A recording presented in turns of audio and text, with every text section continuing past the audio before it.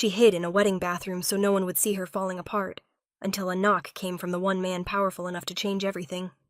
Before we dive into this story, make sure to subscribe. The ballroom glittered like it belonged to another world. Crystal chandeliers spilled warm light over marble floors, catching on sequins and silk and the slow swirl of champagne in tall glasses. White roses climbed the pillars, intertwined with evergreen branches and silver ribbons, turning the entire room into a winter dream designed to impress. She stood just inside the doorway, her coat still on, her fingers wrapped too tightly around a small clutch she'd borrowed from a friend. Every instinct told her to turn around and leave before anyone noticed she didn't belong here. She had only come because the invitation had been vague and the timing inconvenient enough that she'd felt guilty saying no. A last-minute +1. A seat filled out of politeness, not desire. She was useful that way, someone to complete the picture without being part of it. Her dress was nice. She'd chosen it carefully. Simple, dark blue, modest enough to feel safe. Still, it felt out of place among the gowns that shimmered and clung, worn by women who laughed easily and leaned into men in tailored suits who knew exactly where they belonged. She spotted couples everywhere, hands intertwined, fingers resting familiarly at waists. The easy intimacy of people who had someone else to rely on. Her chest tightened. She adjusted the strap of her purse and forced herself to take another step forward. The music was soft, romantic, heavy with strings. It pressed against her nerves, amplifying the quiet awareness she carried everywhere. You are alone here. Someone brushed past her, murmuring an apology that didn't quite reach their eyes. She offered a smile that felt automatic, polite, practiced. The kind of smile she'd learned as a single mother, pleasant enough to avoid questions, distant enough to avoid pity. She scanned the room, looking for her friend, but all she saw were strangers. Beautiful strangers. Confident strangers. People who didn't flinch when their phones buzzed, or glance at the door as if expecting someone to come looking for them. Her phone vibrated in her hand. She glanced down instinctively. A photo filled the screen. Her daughter, curled up asleep with her favorite stuffed rabbit tucked under her chin, lashes dark against flushed cheeks. The babysitter had sent it with a single message. All good. She finally fell asleep. Relief washed through her, quickly followed by guilt. She locked the phone and slipped it back into her purse, her throat tightening. She shouldn't be here. Not when part of her was always elsewhere. Not when she couldn't fully give herself to moments like this. Beautiful ceremony, wasn't it? A woman beside her said casually. She turned, startled, and nodded. Yes, very. The woman smiled and leaned closer. And how do you know the bride? Her mind went blank. Oh, through a friend, she said, the answer vague, because the truth was more complicated and less impressive. The woman nodded, already losing interest as her gaze drifted back to her partner. Ah, of course. Of course. She moved toward the edge of the room, closer to the wall, where she could observe without being observed. That was her skill. She watched as the bride glowed, surrounded by attention and love. Watched as toasts were made, laughter rising and falling like something she wasn't meant to touch. A man's voice behind her dropped low. You're not drinking. She stiffened slightly and turned. The man who stood there was impeccably dressed, his presence commanding even without effort. Dark hair, sharp features, a gaze that felt like it cut through the noise of the room. No, she said quickly. I'm driving. He studied her for a moment, then nodded once. Smart. Before she could respond, he was pulled away by someone else, swallowed back into the crowd. Her pulse lingered, unsettled.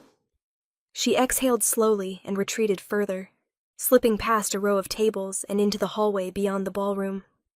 The noise softened instantly, replaced by muffled music and distant laughter. She leaned against the wall, closing her eyes. This wedding wasn't hers. This life wasn't hers. She loved her daughter fiercely. She wouldn't trade that love for anything. But nights like this, surrounded by perfect moments that highlighted everything she'd lost, made the ache sharper. Her chest tightened, breath catching as the weight of it all pressed down at once.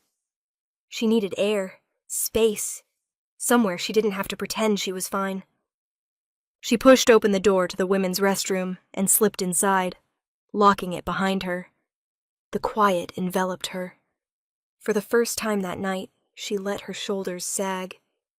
And as she leaned against the cool marble sink, staring at her reflection, tired eyes, composed smile finally gone, she whispered the truth she'd been holding back all evening. I don't belong here. She didn't know yet that the man who would change that truth forever was already looking for her. The lock clicked softly into place, a small, definitive sound that felt louder than it was. She leaned back against the door, closing her eyes as if that alone could keep the world on the other side from seeping through the walls. The music from the ballroom reached her only in fragments now, muffled strings, distant laughter, like a reminder of something she wasn't meant to participate in. Her breath came unevenly. She crossed the tiled floor and gripped the edge of the sink, staring at her reflection under the harsh bathroom lights. The woman looking back at her seemed composed at first glance, hair pinned neatly, makeup still intact. No one would have guessed how close she was to unraveling. That was the problem. She'd learned how to look fine. She pressed her palms flat against the counter and let her head drop forward, shoulders shaking as the first tear fell. Then another, then more, until the reflection blurred completely. She hadn't meant to cry. She'd told herself she wouldn't, but the whispers had followed her like ghosts. Is that her? I heard she has a child. No husband? At her age? She wiped at her cheeks angrily, embarrassed even though she was alone. She hated how quickly it still got to her. Hated that no matter how strong she became for her daughter, moments like this could still crack her open. A memory surfaced without permission. Standing in a courtroom years ago, holding her baby in her arms, while a man who had promised forever stared at the floor and said nothing. Walking out alone, the weight of single motherhood settling on her shoulders before she'd even learned how to carry it. Another memory followed, declining invitations, making excuses, slowly shrinking her world until it was safe and manageable. Until weddings like this felt like foreign territory. She slid down to sit on the closed toilet lid, elbows resting on her knees, her face buried in her hands. I just needed one night, she whispered. One night to feel normal. Her phone buzzed again inside her purse. She hesitated before pulling it out, afraid it might be something wrong. But it was another photo. Her daughter, now sprawled sideways across the bed, one arm flung over the stuffed rabbit, mouth slightly open in sleep. Her chest ached. I'm doing this for you, she murmured, pressing the phone to her heart. I promise. A tear dropped onto the screen. She wiped it away quickly, straightening as if someone might burst in and catch her breaking. She stood and turned the faucet on, letting cold water run over her wrists. The shock helped, grounding her back in the present. She practiced breathing slowly, counting silently until the tightness eased just enough. This was her hiding place. A locked door. A few stolen minutes to fall apart without witnesses. She reached for a tissue, dabbing carefully under her eyes, fixing the mascara that had dared to smudge. She checked her reflection again, forcing her shoulders back. Almost okay. Then, a knock sounded on the door. She froze. Her heart leapt into her throat, panic flaring instantly. She hadn't expected anyone to notice she was gone. She'd hoped the bathroom would be invisible, a place no one bothered to look. It's occupied, she called, her voice tighter than she liked. Silence followed. Then the knock came again. Slower this time. Deliberate. I know, a man's voice said calmly from the other side. Low, controlled, unmistakably confident. Take your time. Her pulse raced. She pressed her back against the counter, eyes fixed on the door. Who was this? Security? Someone sent to drag her back out? Someone annoyed that she'd disappeared from the party? I just need a minute, she said, fighting the tremor in her voice. You have it, the voice replied. I'll be right here. Something about the way he said it, unhurried, certain, sent a shiver through her. She swallowed hard, glancing at her reflection one last time. Her eyes were red but determined. Whatever waited on the other side of that door, she refused to be ashamed of needing this moment. She took a steadying breath and reached for the lock. The knock came again. Not loud, not impatient, measured. It echoed through the small bathroom like it had been meant for her alone, each tap deliberate enough to cut through the rush of blood in her ears. She stood frozen, fingers still curled around the edge of the sink, heart hammering so hard she was sure whoever stood outside could hear it. Her first thought was security. Someone had noticed her disappear. Someone had decided she didn't belong wandering the halls of a wedding like this, hiding where guests weren't meant to linger. She imagined a stiff apology, a forced smile, the humiliation of being escorted back into the ballroom with red eyes and flushed cheeks. Her second thought was worse, that someone had complained. She pressed her lips together, swallowing the sting of tears that threatened to return. "Yes?" she called, her voice unsteady despite her effort to sound composed. Silence followed for a beat. Then the voice came again, low, even, unmistakably calm. "Open the door." It wasn't a command shouted or softened into politeness. It was a statement, as if opening the door was already expected, already decided. Her breath caught. I just need a minute," she said, backing toward the mirror, suddenly acutely aware of how small the room felt. "I'll be out soon." "You're not in trouble," the voice replied. That stopped her. Trouble had been her assumption. Judgment. Consequences. People always wanted something when they found her hiding. She stared at the door, pulse racing. "Who is this?" Another pause. She imagined him standing there, unbothered by the delay, patient in a way that didn't feel forced. "Someone who noticed you left," he said, "and didn't think you should have to come back alone." Her throat tightened. The bathroom felt unbearably quiet now. She could hear the faint hum of the lights, the distant music seeping through the walls. Somewhere beyond the door the wedding continued. Laughter, clinking glasses. A world she had stepped out of because it felt too heavy to carry. "I don't think that's appropriate," she said weakly. A hint of something like amusement colored his voice, not mocking, just knowing. "I think what's appropriate is letting you breathe." Her hand trembled as she reached for the lock, then stopped. "What if I don't open it?" she asked. "Then I'll stay right here," he said, "until you do." The certainty in his tone sent a shiver down her spine. She exhaled slowly, closing her eyes for a brief moment. She was tired of hiding, tired of being embarrassed by her own emotions, tired of shrinking to fit rooms she'd never been meant to disappear inside. She stepped forward and turned the lock. The door opened a few inches. He stood just beyond it, filling the hallway without crowding it. Tall, broad-shouldered, dressed in a dark suit that looked effortlessly tailored, like it had been made for him and no one else. His posture was relaxed, but there was an undeniable presence to him, something that made the air feel heavier, more focused. She recognized him instantly, the man she'd noticed earlier near the bar, the one people unconsciously made space for, the one conversations seemed to bend around, the most feared man in the room. His gaze softened when it landed on her. Not pity, not judgment. Recognition. "You all right?" he asked quietly. She hesitated, then nodded once. "I just needed a moment." "So did I," he replied. That surprised her. "You?" "Yes." His eyes flicked briefly past her into the bathroom, taking in the closed stalls, the mirror, the evidence of someone trying to pull herself back together. Then he looked at her again. "This wedding is loud." She almost laughed. Almost.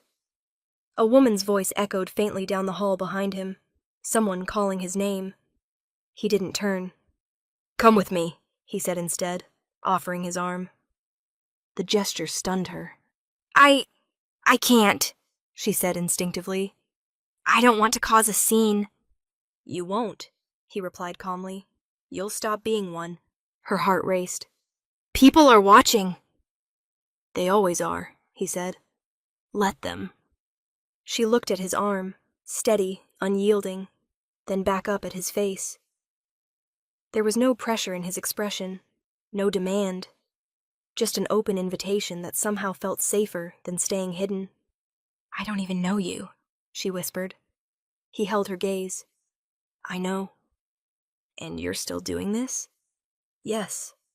She searched his eyes for arrogance, found none. What she saw instead was intention, purpose. You don't belong in that bathroom, he said quietly. You belong where no one can make you feel small. Her chest tightened. Against every instinct she'd built to survive, she reached out. Her fingers rested lightly on his sleeve. The contact grounded her instantly. He nodded once, as if that was all the answer he needed, and gently guided her out of the bathroom and into the hallway. Behind them, the door closed softly. Ahead of them, the noise of the wedding swelled again. This time she wasn't walking back alone, and everyone would notice. He didn't rush her. That was the first thing she noticed as they stepped fully into the hallway. He adjusted his pace to hers without comment, his arm steady beneath her hand, his presence calm enough that her racing pulse began to slow despite itself. There was no interrogation, no curious glance meant to dissect her vulnerability. He didn't ask why she'd been crying. He didn't ask who had hurt her, or what she was running from.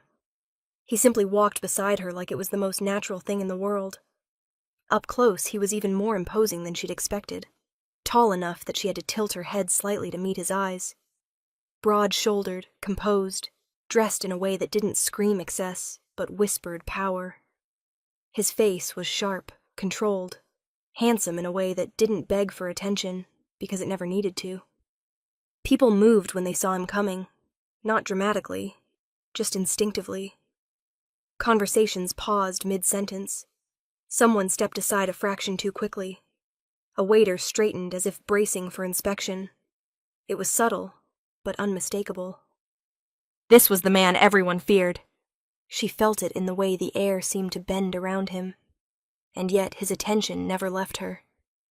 You don't have to explain anything, he said quietly as they approached the edge of the ballroom. Her throat tightened. I know, he interrupted gently. You don't owe me words. That undid something inside her. She'd spent years explaining herself. To teachers, to doctors, to other parents, to strangers who thought being a single mother entitled them to opinions. Words had become armor, carefully chosen, constantly ready. Now someone was telling her she didn't need them. The music swelled as they crossed the threshold into the ballroom again. Heads turned, whispers followed like ripples in water.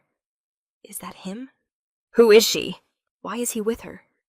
She felt the familiar urge to pull away, to release his arm and retreat back into invisibility before she became a topic of conversation.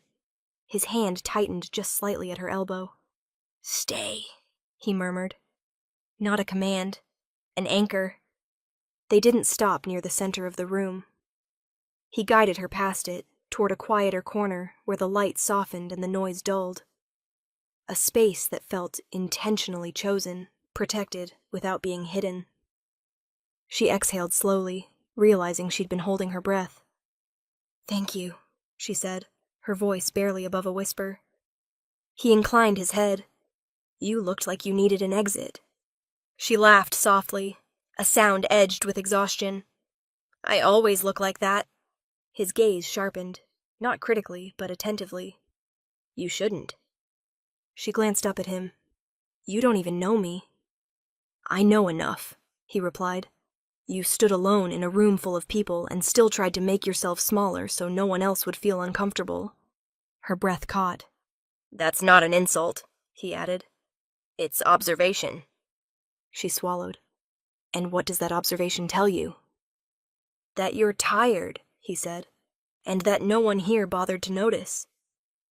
Before she could respond, a man approached, confident, polished, clearly accustomed to being heard. Everything all right? He asked, eyes flicking between them with thinly veiled curiosity. Yes, the man beside her said calmly. The single word carried weight. The other man hesitated, then nodded. Of course. He retreated without another question. She stared after him. People listen to you. They know better than not to, he replied evenly. She turned back to him, studying his face. Who are you? A pause. Not because he didn't know the answer, but because he was choosing which part of it to give her. A man who doesn't like seeing women cornered, he said, and who doesn't ask twice when he knows what he wants to do. Her heart skipped. Which is? To make sure you leave this night standing, he replied. Not hiding. She looked down at her hand still resting on his arm, then back up at him. And after? That's up to you, he said. I don't drag people into my orbit. I offer them a way out of rooms that don't deserve them. The sincerity in his voice made her chest ache. Why me? She asked. His gaze softened just slightly. Because you walked into a room full of celebration carrying the weight of an entire life by yourself. And no one should have to do that unseen. Tears threatened again, but this time she didn't feel the urge to hide them. He straightened subtly, his presence widening, shielding her from the curious glances that continued to drift their way. Stay here as long as you need, he said. Or leave. I'll make sure no one stops you. She nodded, grounding herself in the quiet strength of his offer. For the first time that night, she didn't feel like an intruder at the wedding. She felt like someone worth stepping out of hiding for. And she had the sudden, unmistakable sense that the man beside her never made the same offer twice. The shift happened the moment they stepped forward. Not when she felt his arm settle more securely around her waist, or when the music swelled again as they moved out of the quiet corner, but when the room noticed who she was walking with. Conversations stalled mid-sentence. Laughter faded into murmurs. Heads turned openly now, no longer pretending discretion. The space between guests widened instinctively, as if an invisible line had been drawn, and no one wanted to cross it. She felt it all at once. The weight of attention, the electricity in the air, the awareness that this wasn't just curiosity. It was recognition. The man beside her didn't tighten his hold. He didn't guide her forcefully or rush her through the crowd. His arm rested around her with deliberate ease, a public claim that wasn't possessive, but unmistakable. He walked as if he belonged anywhere he chose to stand, and by extension, so did she. Her heart pounded, but something steadier replaced the panic she'd felt earlier. His presence anchored her, solid and unyielding. The whispers that followed no longer felt sharp. They dulled, sliding past her like distant noise. Is that him? Why is he with her? Who is she? She lifted her chin without thinking, posture straightening as if her body had finally been reminded how to take up space. A woman she recognized from earlier, one who had offered a tight smile and a quick assessment, froze as they passed. Her eyes widened just slightly, surprise breaking through polished composure. She caught her reflection in a mirrored pillar as they moved. The woman staring back looked different. Not because her dress had changed or her hair was suddenly perfect, but because she was no longer trying to disappear. She felt his hand shift subtly, fingers brushing her side in a quiet reassurance meant only for her. You're doing fine, he murmured. She nodded, breath steadying. They reached the center of the ballroom, directly beneath the chandeliers, the most visible place in the room. He didn't slow. He didn't hesitate. He stopped there. With her. The effect was immediate. A man near the bar lowered his glass, eyes narrowing in disbelief. A couple near the dance floor fell silent, hands still linked but forgotten. Even the bride, glowing, radiant, glanced over, confusion flickering across her face before something like understanding took its place. This wasn't an accident. This was intentional. She felt it when his arm tightened just slightly around her shoulders, when his stance widened just enough to place himself between her and the rest of the room without shielding her completely. She wasn't being hidden. She was being presented. A voice cut through the quiet. I didn't realize you knew her. The man beside her turned calmly. You didn't need to. The answer was simple. Final.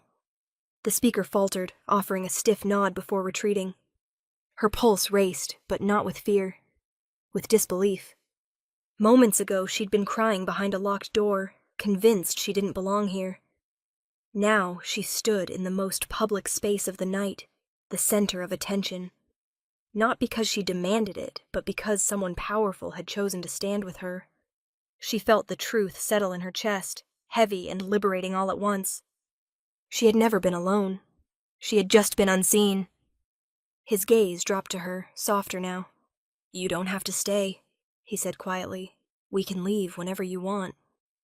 She shook her head slowly. "Not yet." A corner of his mouth lifted, the barest hint of approval crossing his face. Music resumed hesitantly, the string quartet picking up where they'd faltered.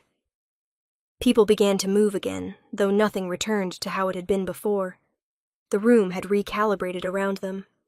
She noticed how eyes flicked to his hand at her waist, how questions died unspoken on lips that suddenly knew better than to ask.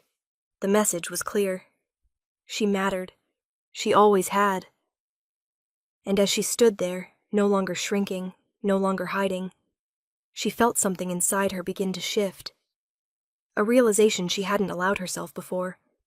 Being alone hadn't been her failure. It had been circumstance. And circumstances could change. With his arms still around her, she took a slow breath and let herself exist fully in the room.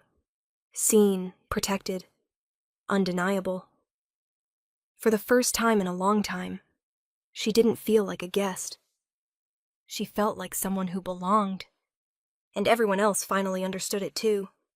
They didn't stay in the center of the room for long. Not because she couldn't handle it, but because he chose not to make her endure more than necessary. After a few measured minutes, long enough for the message to land, long enough for the room to adjust, he guided her away from the crowd and toward a quieter terrace, overlooking the snow-dusted gardens outside. Cold air brushed her cheeks as the doors closed behind them, the noise of the wedding dimming to a distant hum. White lights twined along the railing, casting soft reflections over frost-kissed stone. The night felt still, suspended, like it was holding space for what needed to be said. She leaned against the railing, exhaling slowly. That was a lot. "Yes," he agreed. "Which is why we're here." She glanced at him, curiosity sharpening. "You didn't have to do that." "I know." "Then why did you?" she asked. He didn't answer immediately. He rested his hands on the railing beside hers, not touching, but close enough that she felt his warmth through the winter air. "I noticed you when you arrived," he said finally. Her brows knit together. "I tried not to be noticed." "You were," he replied calmly. "Not because you were loud. Because you weren't." She turned toward him, surprised. "You stood near the door," he continued. "You watched the room like someone used to calculating exits. You smiled when spoken to, but you never lingered. You were present without taking space." Her throat tightened. "That doesn't sound like a compliment." "It is," he said. "It tells me you know how to survive." She swallowed. "A lot of people know how to survive." "Not like you do," he replied. "You carry responsibility the way some people carry weapons." The words settled into her chest, heavy and unsettling. "I saw you check your phone," he went on. Not casually, purposefully. Like whatever was on the screen mattered more than everything in that room. She looked down at her hands. "My daughter." "I know," he said. Her head snapped up. "How?" "I asked," he replied simply. "And I watched the way your expression changed when you looked at that screen. That wasn't distraction. That was devotion." Her breath caught. "You moved through the room like someone who couldn't afford to fall apart," he continued. "Like you were holding everything together for someone else." She laughed softly, the sound edged with emotion. "That's what mothers do." "Yes," he said. "And that's why I noticed." She turned fully toward him now. "You said you don't drag people into your orbit." "I don't," he agreed. "But I don't ignore strength either." The lights reflected in his eyes as he met her gaze, unflinching. You were alone in that room in a way most people will never understand. Not lonely, isolated, and still, you showed up. Her chest tightened. I didn't feel strong. You don't have to feel it to be it, he replied. She hesitated, then asked the question that had been pressing against her ribs since the bathroom door opened. And my child? His expression softened, unmistakably. The way you hold yourself, he said quietly. It's not for you. It's for someone who depends on you completely. She felt tears sting her eyes. She's my world. I know, he said. And anyone who can love like that deserves not to stand alone. The silence between them felt different now. Intentional, weighted with truth. I didn't come to that bathroom to rescue you, he added. I came because I recognized you. From what? She asked. From myself, he replied. From people who learned early that being unseen was safer than being vulnerable. She searched his face. You're not as untouched by all this as you pretend. A faint smile crossed his lips. No, I'm just better at hiding it. She leaned back against the railing, snowflakes drifting past like quiet confessions. So, this wasn't pity. No, he said firmly. It was respect. The words settled into her bones. I chose you, he continued, because you were already doing the hardest work there is, protecting someone else without protection of your own. Her voice was barely a whisper. And what does that mean? It means, he said, turning to face her fully, that I don't offer help lightly. And when I do, it's because I see something worth standing beside. For the first time that night, she didn't feel like she needed to explain herself. She felt understood, and that changed everything. The cold crept in slowly, settling into her fingers and the edges of her breath, but she barely noticed it. What she felt instead was the weight of what he'd just revealed. How carefully he observed the world, how deliberately he chose where to place his attention. And more importantly, who. You keep saying things like standing beside me, she said quietly, as if that means something very specific. It does, he replied. He turned slightly, angling his body so he could see the terrace entrance and the garden beyond it at the same time. The movement was subtle, almost unconscious, but she caught it. The way his awareness never fully rested. The way his calm didn't come from ease, but from control. What kind of man are you? She asked. He didn't answer immediately. Instead, he reached into his coat and pulled out his phone. He tapped the screen once, briefly, then slid it back into his pocket. Somewhere inside the building, she heard a door open. Footsteps shifted. Voices lowered. You're safe here, he said. But I don't like pretending safety is automatic. Her stomach tightened. That's not an answer. No, he agreed. It's a warning. He leaned back against the railing, finally meeting her eyes fully. I don't run charities, he said. And I don't attend weddings for sentiment. She swallowed. People are afraid of you. Yes, the word landed cleanly, unapologetic. Because you enjoy that? She asked. Because fear is efficient, he replied. And efficiency keeps people alive. A chill slid down her spine, not from the cold, but from the truth threaded through his voice. I make decisions most people never have to, he continued. I protect what's mine by making sure threats never get close enough to try. And that protection, she hesitated, it has consequences. It does, he said. For me, and for anyone who stands openly with me. Her chest tightened. My daughter. His gaze sharpened instantly. Would never be exposed. You can't promise that, she said, fear breaking through her composure at last. I don't promise what I can't control, he replied. I eliminate what I can. The words should have terrified her. Instead, they grounded something deep inside her. She thought of the years she'd spent calculating risks alone, of late-night walks gripping keys between her fingers, of choosing safe neighborhoods, safe jobs, safe routines, all while knowing safety was never guaranteed. You're talking about a dangerous kind of protection, she said softly. Yes, he agreed. The kind that doesn't ask permission.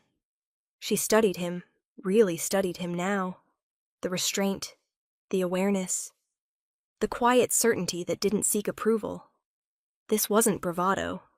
It was lived-in authority. And if I say no, she asked. Then you walk away, he said without hesitation. Untouched, unfollowed. This night becomes a closed door. And if I don't, then people will notice, he said. They already are. You'll be associated with me, watched, speculated about. She exhaled slowly, judged. Yes, he said, but never unprotected. Snow drifted down more heavily now, catching in her hair and on the shoulders of his coat. The lights reflected softly around them, turning the terrace into something unreal, beautiful and dangerous all at once. I don't offer this lightly, he said, and I don't offer it twice. She looked down at her hands, then back up at him. You're asking me to trust you with my life. With your visibility, he corrected. Your life? You've already been managing alone. That hit harder than she expected. She thought of her daughter again, of the world she was trying to navigate for both of them, of how exhausting it was to always be the only shield. And you? She asked. What do you risk? He met her gaze steadily. Everything. The honesty in that answer left no room for illusion. Standing beside him wasn't a fairy tale. It was a choice, with teeth. And as she stood there in the winter air, the noise of the wedding fading behind them, she realized something that made her heart ache and steady all at once. For the first time in years, she wasn't being offered safety through invisibility. She was being offered protection through presence. Dangerous, public, unyielding. And the decision was hers. The terrace felt smaller after that. Not because of the walls or the cold, but because the truth he'd laid between them demanded space she didn't know how to make yet. Snow drifted down in slow, deliberate spirals, settling into the silence that followed his last words. You said this was my choice, she said quietly. It is, he replied, which is why I'm going to be very clear. He turned toward her fully now, no longer scanning exits or the grounds below. Whatever he was about to say mattered enough that he gave it his complete attention. I'm not offering charity, he said, and I'm not offering romance dressed up as rescue. Her jaw tightened. Good. A faint hint of approval crossed his face. I'm offering structure. She frowned slightly. Structure? A role, he clarified. One that exists whether I'm in the room or not. The word role settled heavily in her chest. I have properties, he continued. Homes, offices, places where discretion matters and where people notice when something is off. I need someone I trust to oversee one of them. Someone who understands responsibility, boundaries, and silence. Her heart skipped. You don't trust easily. No, he agreed, which is why this matters. And what does this role actually mean? She asked. It means stability, he said. A salary you don't have to justify. A schedule that bends when your daughter needs you. Housing, if you want it, in a place no one approaches without permission. Her breath caught. And the safety? She asked carefully. He didn't hesitate. Comprehensive. You and your child would be protected as an extension of my household. Not hidden, not shuffled aside. The word extension sent a ripple of unease through her. And the cost? She asked. Because there's always a cost. Yes, he said simply. She braced herself. You would be tied to my world, he continued. Seen with me, associated with my name. You wouldn't have the luxury of anonymity anymore. Her fingers curled slightly at her sides. And if something goes wrong? She asked. Then I deal with it, he said, before it reaches you. That's not what I meant, she said softly. I mean, morally, legally, if I don't agree with something. His gaze sharpened, not defensively, but with interest. Then you tell me. And if I walk away later? You can, he said. The protection doesn't vanish overnight. I don't punish people for leaving. She searched his face for manipulation, found none. This isn't a cage, he said quietly. It's an anchor. She let out a breath she hadn't realized she'd been holding. You're asking me to step into something permanent. I'm asking you to stop surviving on scraps of safety, he replied, and start building something that lasts. Her thoughts raced to daycare schedules, to rent payments, to the way she'd learned to live 3 steps ahead of disaster, to her daughter's small hands gripping hers when they crossed busy streets. What about her? She asked again. His expression softened. She would grow up knowing she's protected, that the world doesn't get to take things from her just because it can. Tears stung her eyes, not from fear, but from the magnitude of what he was offering. And what do you get? She asked. He didn't look away. Loyalty, honesty. Someone who sees what this life costs and chooses to stand anyway. She laughed softly, shaking her head. You make it sound almost reasonable. It is, he said, for the right person. Snow gathered at their feet, the terrace lights glowing softly around them. She looked at him, the danger, the steadiness, the impossible certainty, and felt the weight of the choice press down on her chest. This wasn't escape. It was entry. I need time, she said. You have it, he replied, but not forever. She nodded slowly. As they stood there, the wedding music swelled faintly behind them, unaware that everything had just shifted. Because this offer didn't just change her night. It changed the shape of her future. And once made, it could never be unseen. The decision didn't come all at once. It arrived in fragments, in the quiet spaces between thoughts, in the weight of the terrace air pressing against her lungs as she stared out at the snow-covered gardens below. The wedding music drifted faintly through the glass doors behind them, distant now, like something happening in another lifetime. She imagined leaving, walking back into the ballroom alone, offering a polite smile, making an excuse about an early morning, about her daughter, about a headache, calling a ride.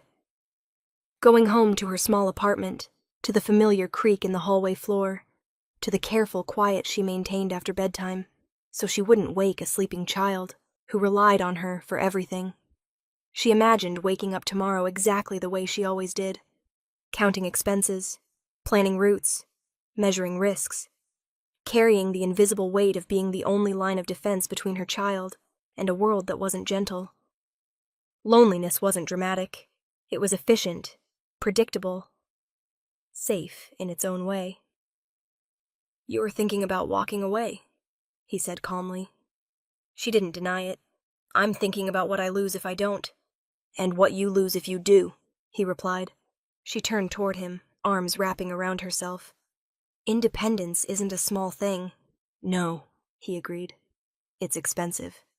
I fought hard for it, she said. Every decision I make is mine. Every mistake, too. And every burden, he added quietly. That stung because it was true. I don't want to be owned, she said. He met her gaze evenly. Neither do I. She huffed out a breath. That's not reassuring.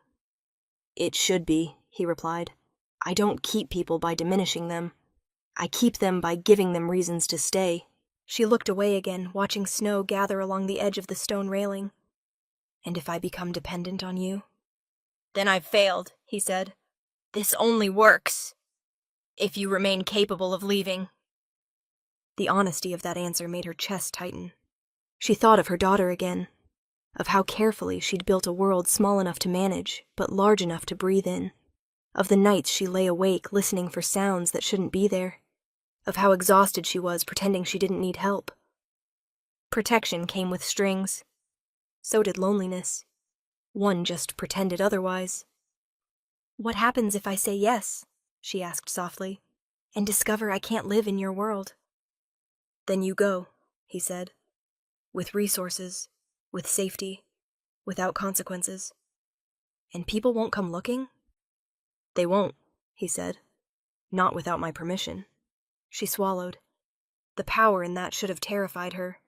Instead, it made something inside her unclench. "You make it sound simple," she said. "It's not," he replied. "It's just clear." She closed her eyes for a moment, letting the cold sting her cheeks, grounding her. She wasn't choosing romance. She wasn't choosing rescue. She was choosing between two kinds of risk. One familiar and lonely. The other dangerous, but shared. She opened her eyes and looked at him again. "If I step into this," she said, "I don't disappear into your shadow." "You don't," he said immediately. "You stand beside me, or not at all." "And my daughter?" she pressed. "Yeah." "She grows up knowing her mother didn't choose safety by shrinking," he said. "She chose it by standing." Her breath caught. That did it. Not the money, not the protection, not the power. That. She straightened slowly, feeling something settle in her spine. Not fear, not certainty, but resolve. "I won't promise forever," she said. "I wouldn't accept it," he replied. "I won't be quiet if I disagree. I expect you not to be." "And I won't stop being myself," she finished. A faint smile touched his mouth. That's the point.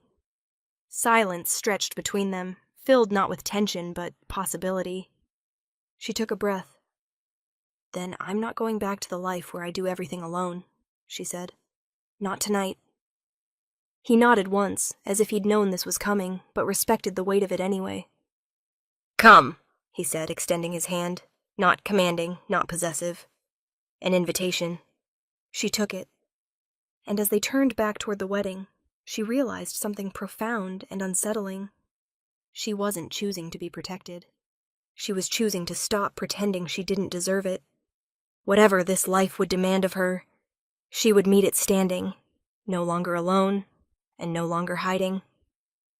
The night unraveled gently after that, as if the world had decided not to rush her anymore. They didn't return to the center of the ballroom. They didn't need to. Word had already spread in the subtle way it always did, through glances that lingered too long, through conversations that shifted when he passed, through the sudden absence of questions no one dared to ask aloud.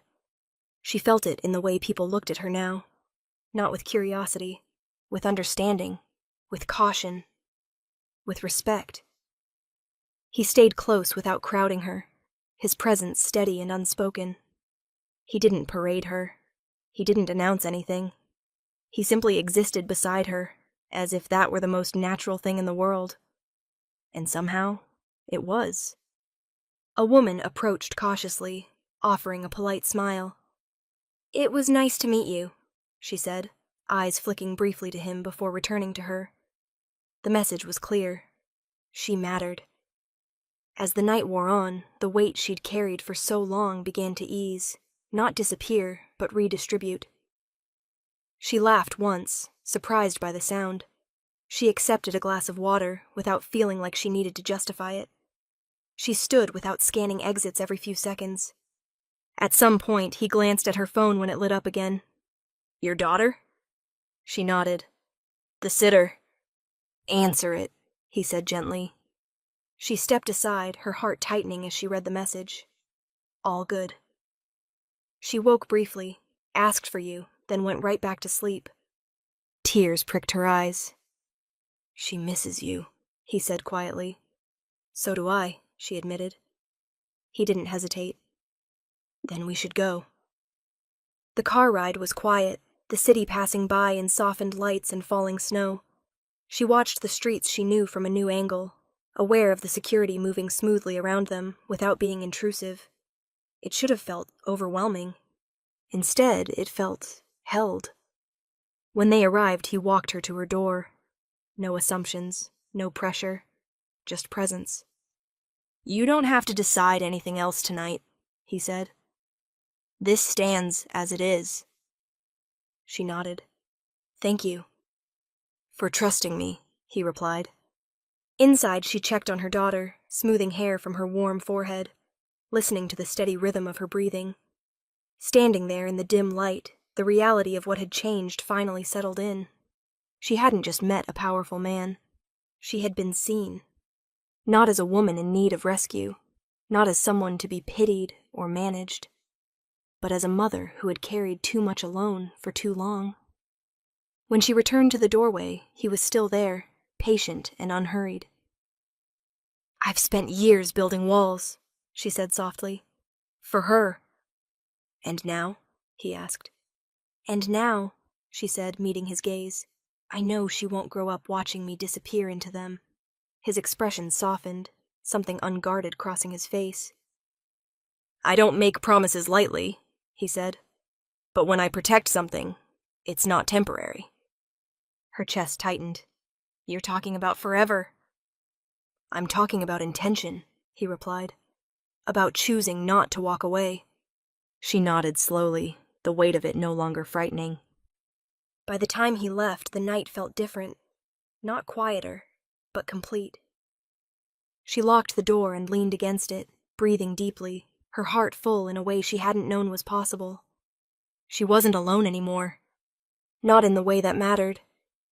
Because somewhere out there was a man who had looked at her life, at her child, at the responsibilities she carried, and decided they were worth standing guard over. Not for a night, not for convenience, but because some people, once seen, are never meant to be left unprotected again.